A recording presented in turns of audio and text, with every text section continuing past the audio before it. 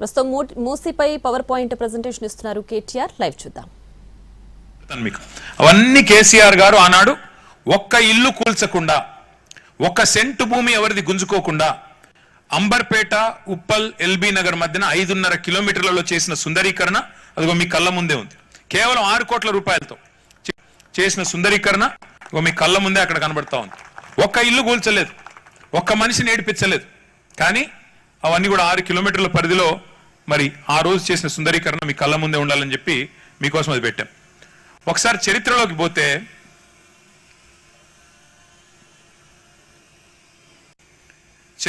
పోతే అసలు మూసీ పుట్టేది మీకు వికారాబాద్ అనంతగిరి అడవుల్లో అక్కడ పుట్టి కిందికి ముచ్చుకుందా నది అంటే నేటి మూసీ నది మొత్తం పైన రంగారెడ్డి జిల్లా నుంచి వికారాబాద్ జిల్లా నుంచి ప్రవహించి హైదరాబాద్ నుంచి కిందికి పోతూ కిందికి నల్లగొండ నుంచి కిందికి పోయి నల్లగొండ జిల్లా వాడపల్లి దగ్గర కృష్ణానదిలో కలుస్తుంది. కృష్ణానది అల్టిమేట్గా పోయి కింద సముద్రంలో కలుస్తుంది. అంటే దాదాపు 250 కిలోమీటర్లు పైనుంచి కింది వరకు మూసీ ప్రవాహం ఉంటుంది.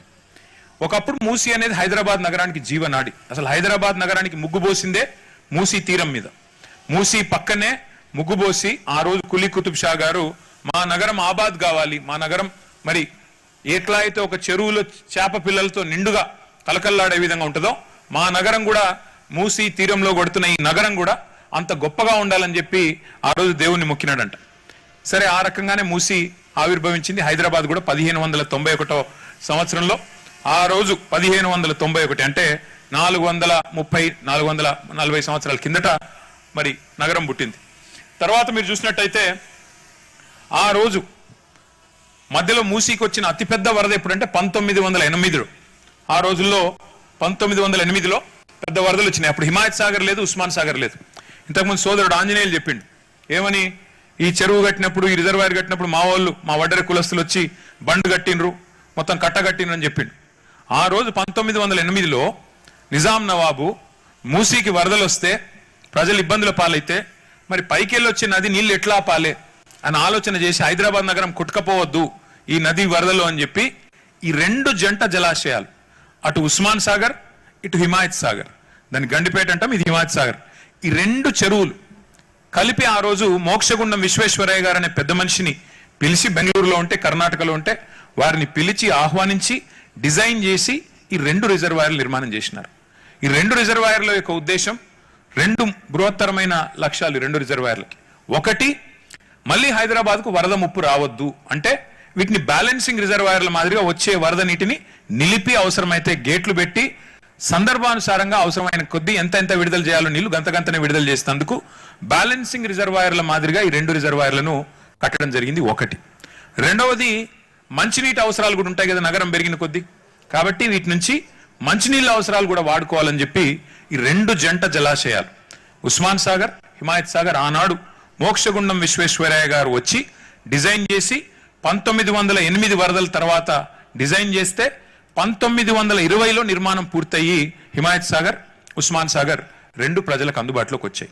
ఒక ఐడియా కోసం చెప్తున్నాను మీకు, ఈ 2 కంబైన్డ్ కెపాసిటీ 7.5 టీఎంసీలు. ఒక టీఎంసీ నీళ్లు అంటే ఇప్పుడు మీరు అందరూ ట్యాంక్ బండ్ చూసే ఉంటారు, హుస్సేన్ సాగర్ చూసే ఉంటారు, మన హైదరాబాద్ నడిబొడ్డున ఉన్న హుస్సేన్ సాగర్, దాని కెపాసిటీ 1 టీఎంసీ. అంటే 7.5 హుస్సేన్ సాగర్లతో సమానమైన నీటిని మనం పైనుంచి వచ్చే నీటిని, వరద నీటిని నిలువ ఉంచడానికి, కిందికి పంపేందుకు మళ్ళీ వరద లేకుండా ఉండడానికి ఆ రోజు నిజాం నవాబు కట్టించిన మరి ఈ చెరువులు ఉస్మాన్ సాగర్ మరియు హిమాయత్ సాగర్. ఏం జరిగింది మరి, 1920లో నిజాం కట్టించిండు, 1948లో మనకు స్వాతంత్రం వచ్చింది, దేశంలో కలిసినాం, హైదరాబాద్ సంస్థానం. కలిసిన తర్వాత ఎన్ని సంవత్సరాలు కాంగ్రెస్ పార్టీ అధికారంలో ఉంది? దగ్గర 1983-84లో ఎన్టీ రామారావు గారు అధికారంలోకి వచ్చేదాకా కాంగ్రెస్ పార్టీ 52 నుంచి అధికారంలో ఉంది. ఇవాళ మాట్లాడుతున్నారు ముఖ్యమంత్రి గారు, ఇంకా రాతి యుగంలోనే బతుకుదామా, మనం మూసీని మంచిగా చేసుకోవద్దా అని నేను చాలా భావోద్వేగంతో మాట్లాడుతున్నాడు. ఎవరు చేసిండ్రు మూసీని మురికి కూపంగా? కేసీఆర్ గారు వచ్చి చేసిండ్రా? 1952 నుంచి 1983 దాకా అధికారంలో ఉన్నది కాంగ్రెస్ పార్టీయే కదా. ఆ తర్వాత 83 నుంచి మళ్ళీ మీరు కూడా ఉన్నారు కదా, 89, తర్వాత మళ్ళీ 2004 నుంచి మూసీని మురికి కూపంగా మార్చింది ఎవరో కాదు, రేవంత్ రెడ్డి గారు. ప్రస్తుతం మీరున్న పార్టీనే మూసిని మురికి కూపంగా మార్చిందనే మాట వారికి గుర్తు చేస్తా ఉన్నా. ఆ పాపాన్ని ముందు కడుక్కోండి. గతంలో చేసిన పాపానికి చెంపలేసుకొని ముందు ప్రజల క్షమాపణ చెప్పి మూసీని మురికి కూపంగా మార్చిన దానికి ముఖ్యమంత్రి గారు కాంగ్రెస్ పార్టీ చెంపదెబ్బలేసుకొని ముందు ముక్కు నేలకు రాసి క్షమాపణ చెప్పాల్సింది మీరు. ఇవాళ మీరు ఆలోచన చేయండి, ఎట్లా ఉండే మూసి ఎట్లా అయింది చూడండి ఒక్కసారి. అందులో ఏమేం కలుస్తున్నాయి ఈరోజు మూసీలో? మొత్తం హైదరాబాద్లో ఉండే జిహెచ్ఎంసీ పరిధిలో ఉండే మురికి నీరు 94% మూసీలోకి వస్తుంది.